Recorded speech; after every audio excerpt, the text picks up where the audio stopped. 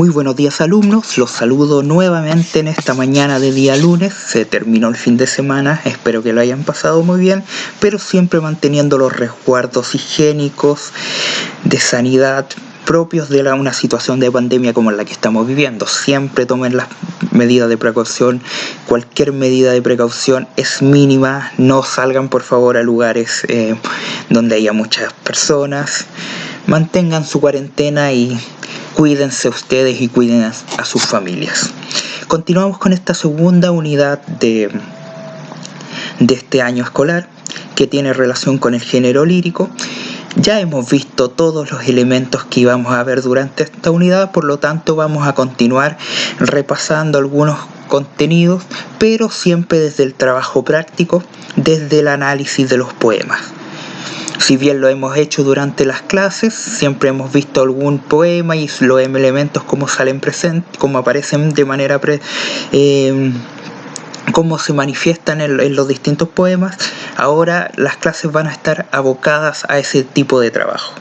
La idea es que ustedes puedan reconocer y puedan entender un poema a partir de lo que van analizando, de los elementos que van encontrando.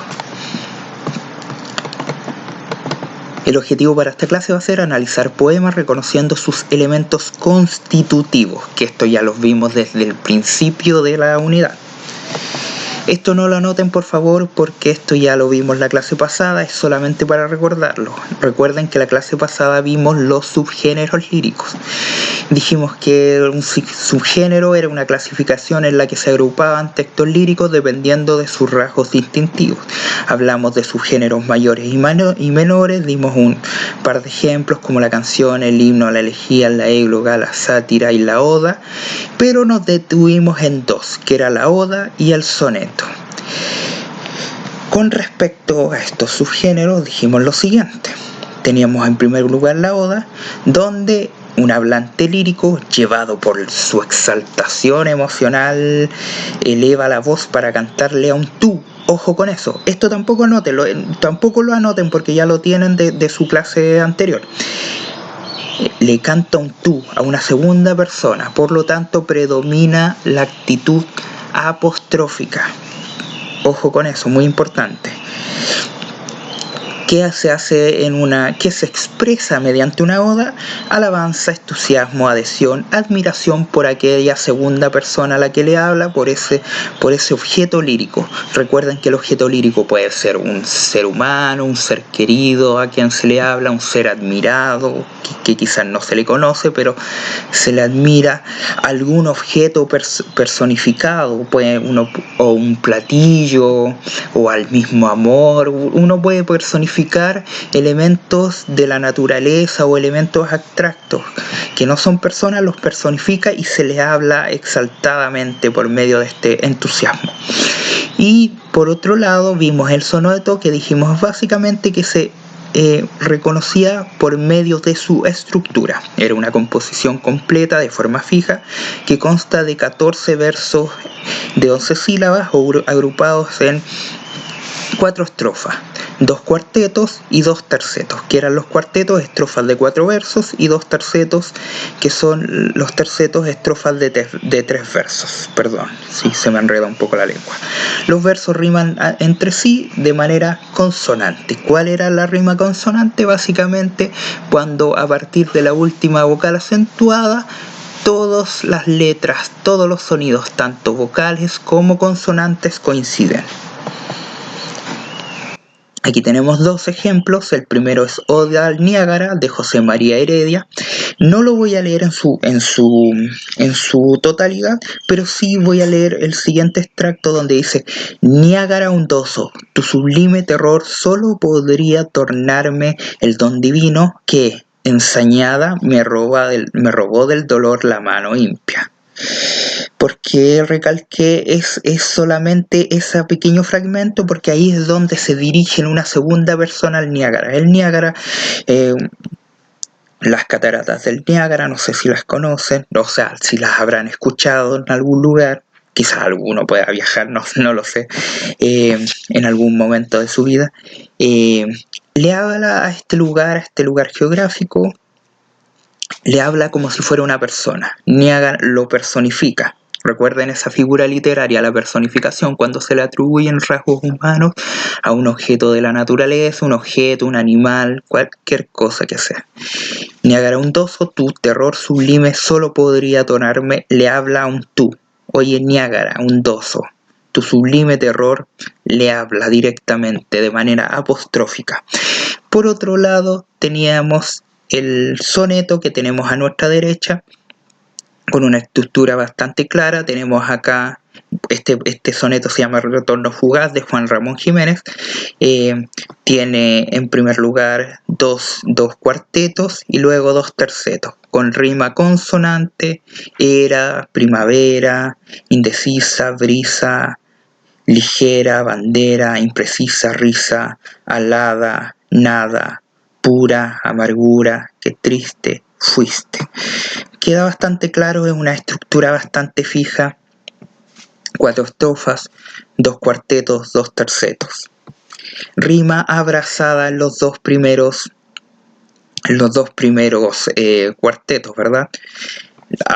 El primer verso con el cuarto y el segundo con el tercero, y lo mismo en la segunda estrofa. Eso fue lo de la clase pasada. Ahora vamos a lo de nuestra clase el día de hoy. Hablábamos de analizar poemas, pero en primer lugar tenemos que preguntarnos, ¿qué implica analizar? Básicamente analizar es examinar detalladamente una cosa, separando, considerando por separado sus partes para conocer sus características o cualidades o su estado, y extraer conclusiones a partir de ir viendo párrafo por párrafo, elemento por elemento que podemos encontrar, estrofa por estrofa, verso por verso. Vamos viendo tanto qué elementos del género lírico encontramos, como algunos aspectos de sentido, de contenido, para armarnos, para darle luego una interpretación. Vamos a ver este poema que estuvo en la actividad de verificación. Este poema se llama Heces y dice más o menos así. Ojo con el paratexto, con el título, heces. Es un texto. ¿Qué son las heces? Es excremento. ¿Por qué incluiría un título así? Preguntémonos. Por favor, pregúntense. Si es un poema que más bien, como ustedes ya lo leyeron, tiene que ver un poco con la tristeza y con un poco con el desamor, ¿por qué un título como heces? Piénsenlo. No sé si vamos a poder responder esa pregunta, pero es bueno siempre estar preguntándose el contenido de un poema. Esta tarde llueve como nunca y no tengo ganas de vivir, corazón. Esta tarde es dulce, ¿por qué no ha de ser? Viste de gracia y pena, viste de mujer. Esta tarde en Lima llueve y yo recuerdo las cavernas crueles de mi ingratitud, mi bloque de hielo sobre su amapola, más fuerte que su no seas así. Mis violentas flores negras y la bárbara y enorme pedrada y el trecho glacial, y pondrá el silencio de su dignidad con óleos quemantes el punto final. Por eso esta tarde, como nunca, voy con este búho, con este corazón, y otras pasan y viéndome tan triste toman un poquito de ti en la abrupta arruga de mi hondo dolor. Esta tarde llueve, llueve mucho, y no tengo ganas de vivir, corazón. A grandes rasgos lo que podemos entender es que hay una persona triste. Si lo leemos ahí a simple vista, podemos entender que hay una persona triste, que habla de que recuerda algo de su crueldad, dice, habla de poner punto final. ¿Punto final a qué? Tenemos que buscarlo. ¿Qué nos llama la atención a primera vista? Que le habla a un corazón, habla a un tú. Esta tarde llueve como nunca y no tengo ganas de vivir, corazón. ¿A qué corazón le habla? No lo sabemos, vamos avanzando. Viéndome tan triste, y otras pasan y viéndome tan triste, toman un poquito de ti, la abrupta arruga de mi hondo dolor. Esta tarde llueve, llueve mucho y no tengo ganas de vivir, corazón. Vuelve a reiterar los primeros versos. ¿Por qué estará tan triste? Vamos parte por parte. El poema ese de César Vallejos comienza así, habíamos dicho: esta tarde llueve como nunca. En primer lugar, ahí podemos encontrar una figura literaria. ¿Cuál es esta? La hipérbole. ¿Cuál era la hipérbole, chicos? Básicamente la exageración es cuando se dice: me muero de hambre, se me va a salir el brazo del dolor.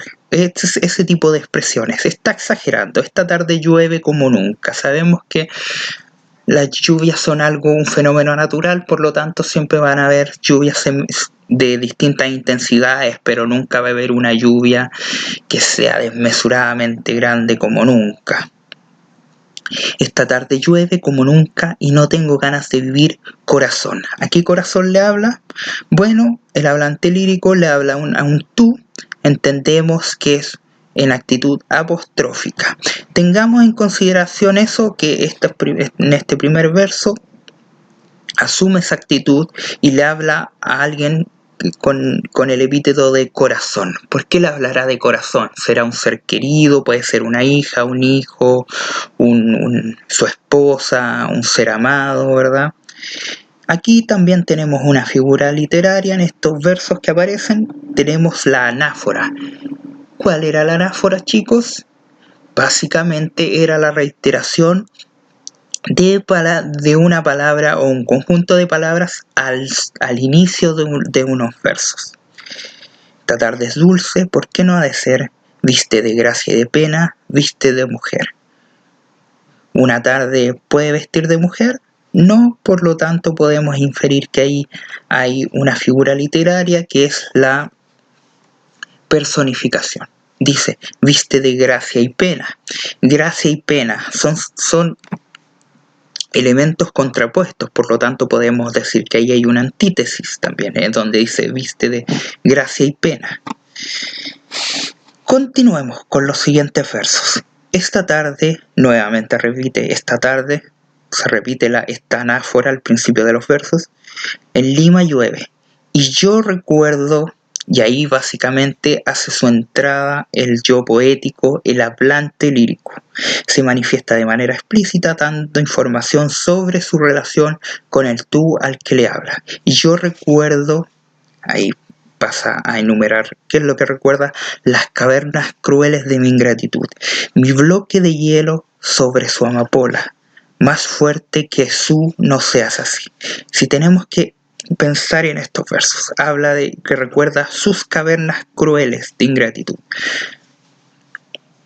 Lo que tenemos que pensar entonces es que este hablante lírico básicamente fue una persona ingrata, una persona fría. Habla de cavernas crueles y de bloque de hielo. Habla de frialdad, de crueldad, de ingratitud, ¿verdad? Sobre su amapola, ¿quién es ese su? Su amapola, ¿la amapola de quién? A partir de la información que tenemos acá, podríamos inferir que ese su, a esa persona, a esa tercera persona a la que se está refiriendo con ese su, puede ser la misma a la cual le está hablando de manera en actitud apostrófica en el segundo verso, a ese corazón al que le habla. Sobre su amapola habla de esta crueldad, de esta frialdad, que es más fuerte que su no seas así. ¿Quién es ese su? El mismo al del cual está hablando de su amapola, y quizás el mismo del cual está hablando, al cual le está hablando cuando le dice corazón. No seas así, básicamente entendemos que un reproche a esta actitud de la cual habla, a esta actitud cruel, ingrata, fría, de la cual se está refiriendo. Continuemos. Mis violentas flores negras y la bárbara y enorme pedrada y el trecho glacial. Aquí básicamente tenemos otra figura literaria que podemos encontrar y que vimos en las clases anteriores, que se llama polisíndeton. ¿Dónde podemos encontrar esta polisíndeton? En el uso reiterado y excesivo de la conjunción y. Mis violentas flores negras y la bárbara y enorme pedrada y el trecho glacial. En esta enumeración se está empleando de manera excesiva el conector, la conjunción y. Acá tenemos el trecho glacial. Dice, mis violentas flores negras, está hablando de una cualidad negativa del hablante, y la bárbara y enorme pedrada. Una pedrada también es algo violento, es algo fuerte. Tirarle una piedra a alguien es algo sumamente violento. Y está hablando de cualidades suyas. Dice, mis violentas flores negras. Y el trecho glacial. ¿Qué podrá significar el trecho glacial? ¿Qué es un trecho? Es básicamente una distancia física. Trecho glacial, ¿glacial de qué? De hielo, ¿verdad? De frío glacial. Podemos inferir, dado el tono en el cual se está hablando, que es un distanciamiento afectivo del hablante con ese tú al cual habla, al cual se refiere, a esa tercera persona que hablaba en los versos anteriores, que decía, su amapola, su no seas así. Podemos inferir que está hablando de un distanciamiento emocional con esa tercera persona y con esa segunda persona, el cual habló en el segundo verso, ¿verdad? Donde decía corazón, al que llamaba corazón, y después narrando decía que ella expresaba no seas así. Y pondrá el silencio de su dignidad con óleos quemantes el punto final. Siguiendo la línea interpretativa que hemos tomado, podemos entender que y pondrá el silencio de su dignidad, esa tercera persona, a quien se referirá, podemos inferir que es esa misma segunda persona que le decía no seas así, ¿verdad? Y ¿qué implica poner el punto final? Poner el término a la relación afectiva que mantenían, y pondrá el silencio de su dignidad con óleos quemantes el punto final. Por eso, continuamos con los siguientes versos, por eso esta tarde, como nunca, voy con este búho, con este corazón. Tenemos este hablante que está ya en un tiempo ya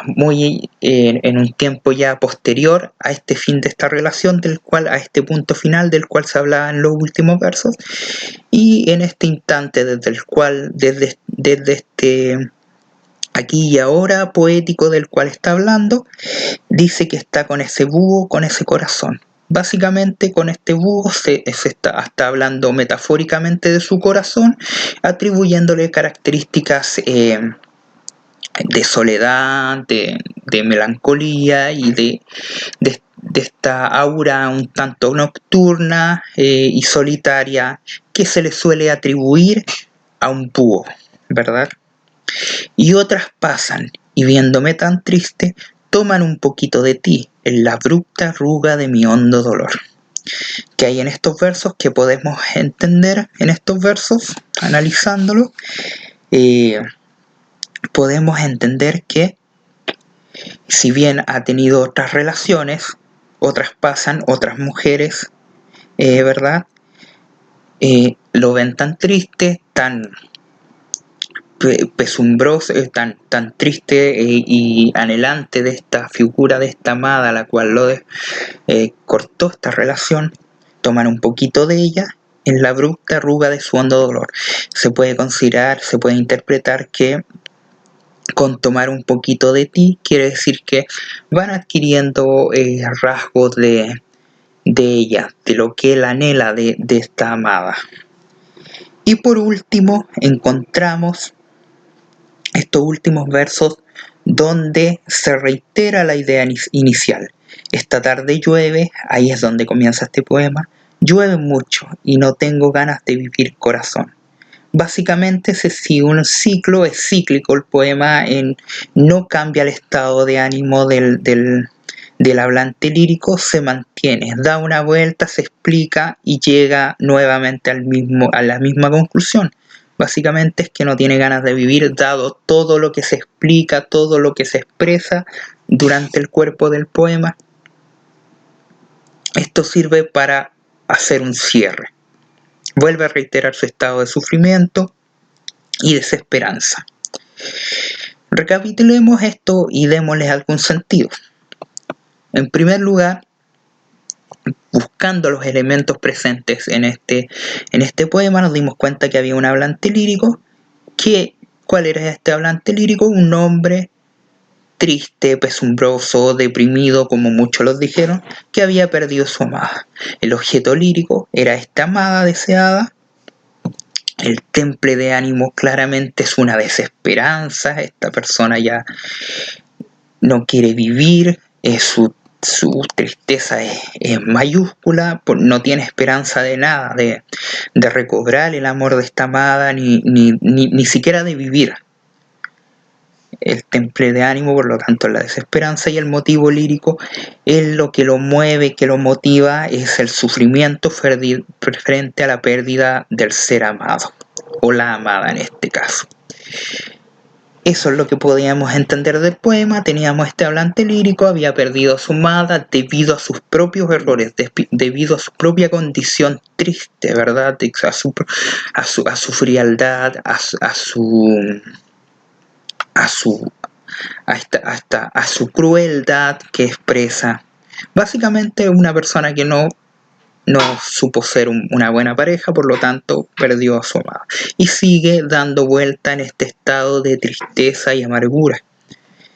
Ese es tanto los elementos que encontramos algunas figuras literarias, ¿verdad? También la anáfora, encontramos antítesis, encontramos metáforas, encontramos polisíndeton, y junto a eso también encontramos distintas actitudes líricas que iban dándose en el poema. Encontramos tanto la actitud apostrófica, actitud enunciativa y carmínica. Eso fue el poema que ustedes tuvieron en su actividad de verificación y que el día de hoy lo retomamos para hacer este análisis de la clase de hoy. En la próxima clase vamos también a ver nuevamente estos elementos y a trabajar con esto para que ustedes puedan ir recordándolo, reconociéndolo. Nos veremos en esa próxima clase. Espero que estén muy bien. Saludos, mucha salud para todos ustedes. Adiós.